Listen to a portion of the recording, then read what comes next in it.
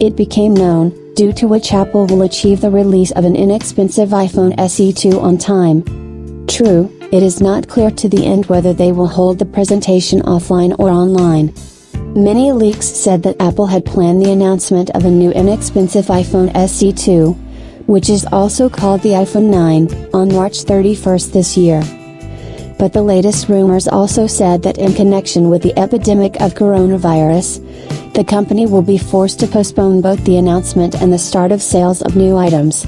Apparently, everything is not so scary and Apple will nevertheless achieve the release of iPhone SE 2 in the originally designated period. As it became known, this will happen due to the fact that the company was able to transfer the production of the smartphone outside of China, in the territory of which almost all plants have risen or are operating in an extremely gentle mode. The largest center for the assembly of iPhone SE 2 is India.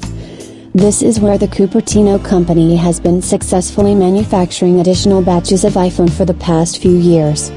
Recall that, judging by the latest data, iPhone SE 2 will run on the basis of last year's Apple A13 processor and cost $399.